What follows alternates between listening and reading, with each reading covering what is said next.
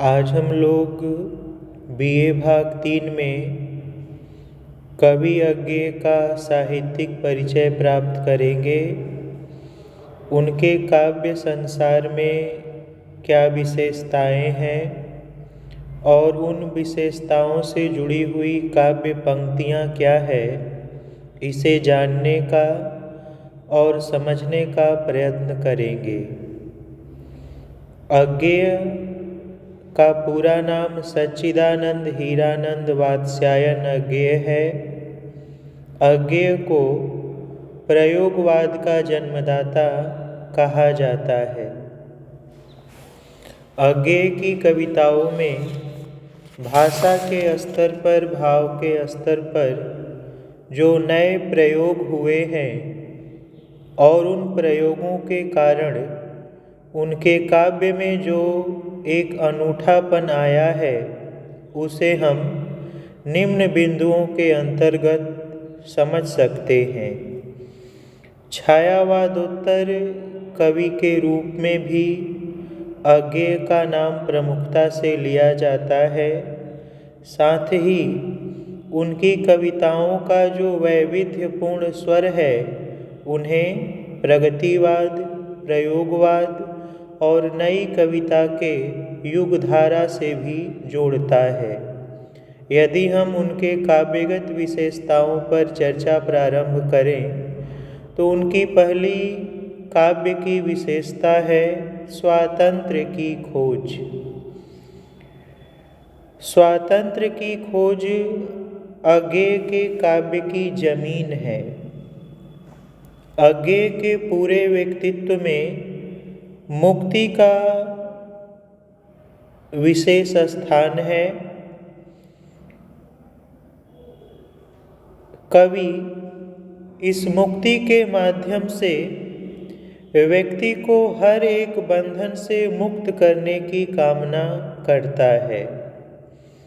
अज्ञेय के काव्य जगत में स्वातंत्र्य की खोज देखने को मिलती है और इस भावना से जुड़ी हुई ये पंक्तियाँ उनके हृदय के भावों को स्पष्ट करती हैं। जैसे अपनी हर सांस के साथ, अपनी हर सांस के साथ पनपते इस विश्वास के साथ कि हर दूसरे की हर सांस को हम दिला सकेंगे और अधिक सहजता। व्यक्ति का जीवन स्वाभाविक हो, वह अपने स्वभाव के अनुसार अपना व्यक्तित्व निर्माण करे और समाज के लिए उपयोगी बन सके, यही धारणा अज्ञेय की कविताओं में प्रमुखता से देखने को मिलती है। कवि ने काव्य जगत में नूतन सौंदर्य बोध का अनुभव किया है और सामाजिक जीवन में व्याप्त कुंठा, निराशा, बेबसी और विषमता आदि भावों का भी यथार्थ वर्णन किया है। दूसरे उनके काव्य की विशेषता है नूतन सौंदर्य बोध। यह सौंदर्य बोध परंपरा के स्थान पर नवीनता के प्रयोग का अन्वेषी है, क्योंकि कवि अनुभव करते हैं कि काव्य जगत में प्रयोग होने वाले उपमान अब पुराने हो गए हैं, मैले हो गए हैं।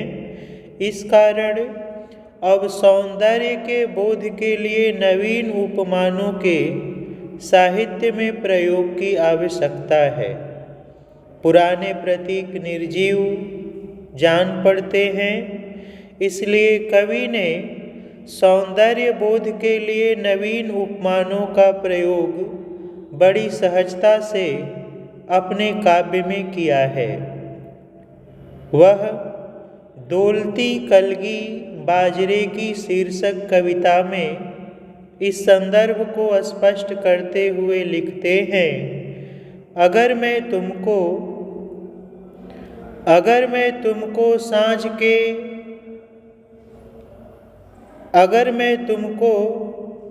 ललाती साँझ के नभ की अकेली तारिका अब नहीं कहता। अगर मैं तुमको ललाती साँझ के नभ की अकेली तारिका अब नहीं कहता, या शरद के भोर की निहार नहाई कुई, टटकी कली चंपे की वगैरह, तो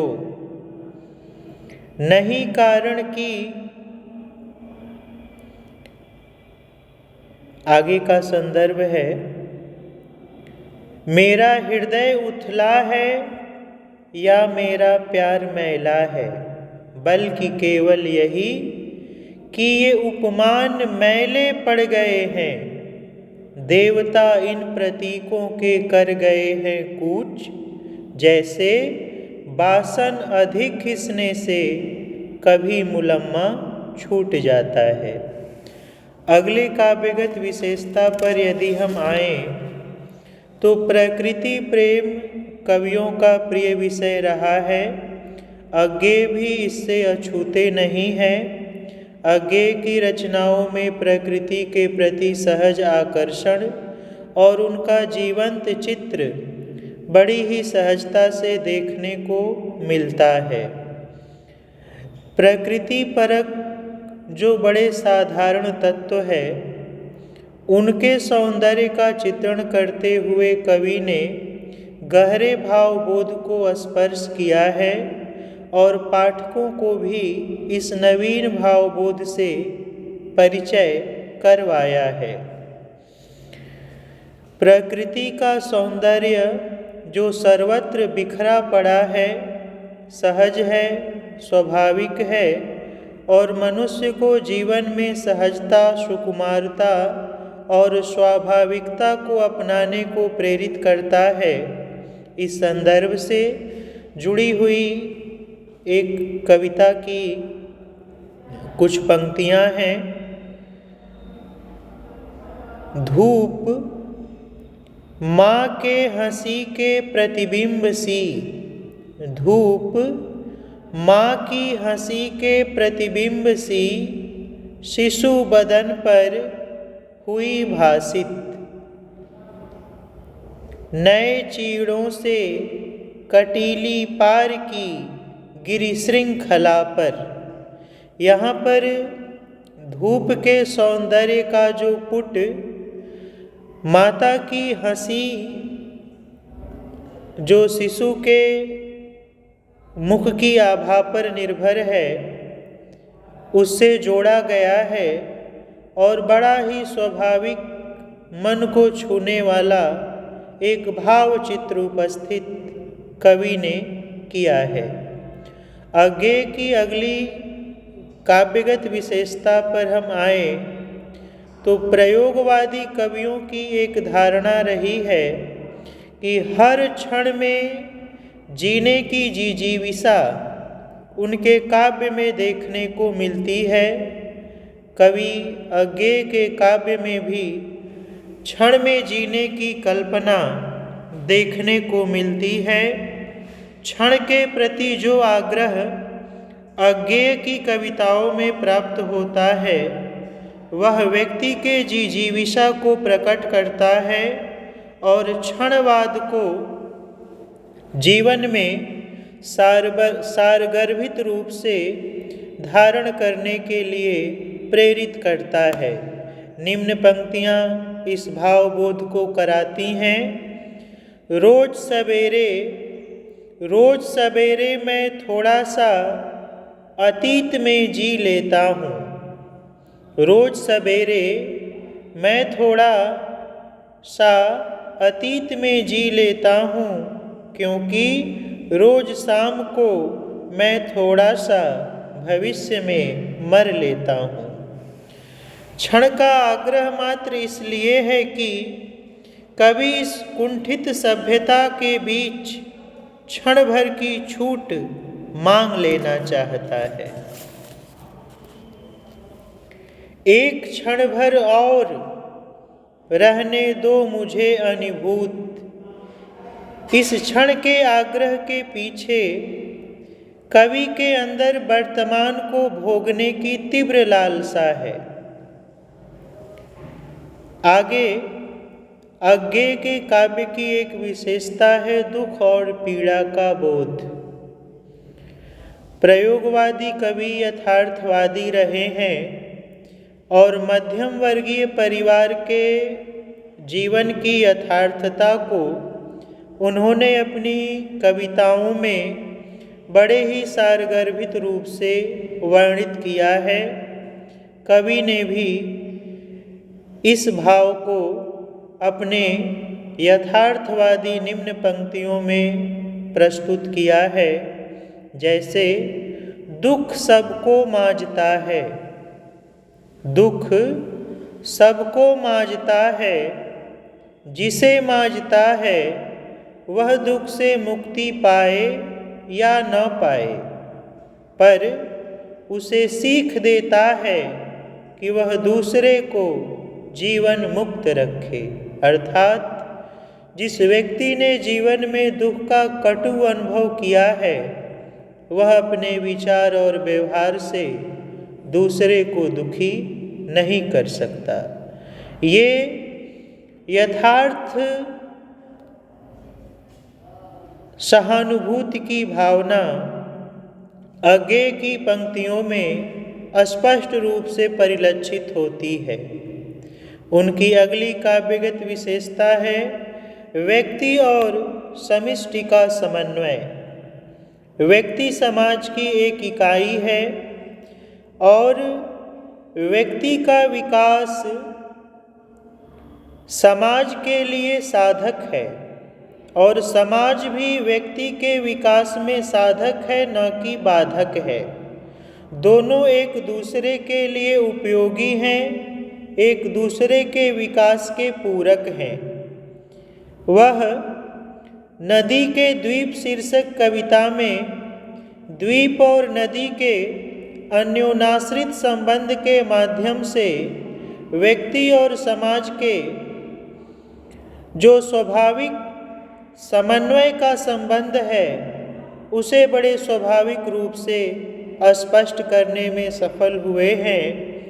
उनकी ये पंक्तियाँ इस ओर संकेत करती हैं कि यह दीप अकेला स्नेह भरा है, गर्व भरा मदमाता, पर इसको भी पंक्ति को दे दो, पर इसको भी पंक्ति को दे दो। एक दीपक भी अपने अंदर संपूर्ण प्रकाश को समेटे होता है, पर दीपकों की जब पंक्तियाँ तैयार होती हैं, अवली तैयार होती है, तभी जीवन में दीपावली का प्रकाश चहुओर प्रकाशित होता है। कवि अज्ञेय के काव्य में अगली विशेषता है आध्यात्मिकता। यह आध्यात्मिकता बाह्य आडंबर से परे स्वाभाविकता और धर्म के मानवतावादी मूल्य से जुड़ी हुई है। यह आध्यात्मिकता मानव को मानव बनने का व्यापक और सारगर्भित संदेश देती है। उनकी सामागी का नैवेद्य दान शीर्षक कविता में इन भावों को बड़ी ही सहजता और व्यापकता के साथ प्रस्तुत किया गया है। जापान की महारानी बौद्ध दर्शन से प्रभावित होकर भगवान बुद्ध के मंदिर में जाती हैं, पर उनका अपना क्या है ये विचार करते हुए वह चढ़ावे में कुछ नहीं ले जा पाती हैं, खाली हाथ जाती हैं और कहती हैं, हे प्रभु, मेरे पास तो केवल अपने भाव हैं, मैं उन्हीं को आपके चरणों में अर्पित करने आई हूँ। शेष सब कुछ आपका है, जल आपका है, फूल आपका है, रस सुगंध सब आपके हैं। जो जहाँ है वहीं से उन सारे सौंदर्य भरे तत्वों को मैं आपके चरणों में अर्पित करती हूँ। कवि इस भाव को व्यक्त करते हुए लिखते हैं, हे महाबुद्ध मैं मंदिर में आई हूँ, रीते हाथ, खाली हाथ हे महाबुद्ध, मैं मंदिर में आई हूँ रीते हाथ, फूल मैं ला ना सकी। फूल मैं ला ना सकी, औरों का संग्रह तेरे योग्य न होता। जो तुझे सुनाती जीवन के विह्वल सुख क्षणों का गीत, खोलती रूप जगत के द्वार जहाँ तेरी करुणा बुनती है। भव के सपनों क्षण के आनंदों के रहसूत्र अविराम, उस भोली मुग्धा को कपती डाली से बिलगा न सकी। जो कली खिलेगी जहाँ खिली, जो फूल जहाँ है, जो भी सुख जिस भी डाली पर हुआ पल्लवित पुलकित,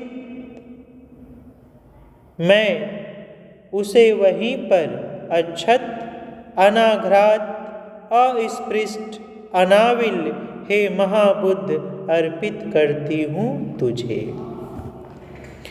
ये आध्यात्मिकता से भरी हुई पंक्तियाँ कवि अज्ञेय के आध्यात्मिकता के मानवतावादी स्वरूप को स्पष्ट करती हैं।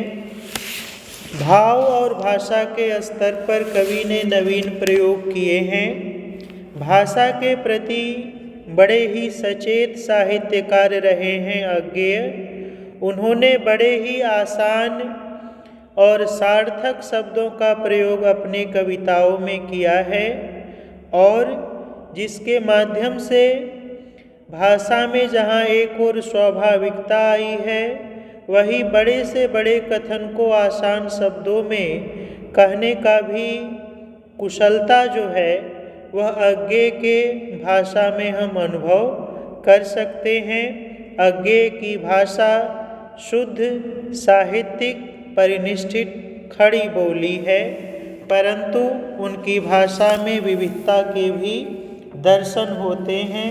उन्होंने जहाँ संस्कृत के तत्सम शब्दों का प्रयोग किया है, वहीं स्वाभाविक रूप से प्रयोग होने वाले तद्भव के शब्दों का भी प्रयोग हुआ है। कुल मिलाकर हम कह सकते हैं कि अज्ञेय काव्य प्रतिभा के धनी व्यक्ति हैं। उन्होंने अपने काव्यगत विशेषताओं के माध्यम से हिंदी काव्य जगत में एक नए स्तंभ को स्थापित किया है, जो ऊंचा और समुन्नत दिखलाई पड़ता है। आज के लिए इतना ही। धन्यवाद।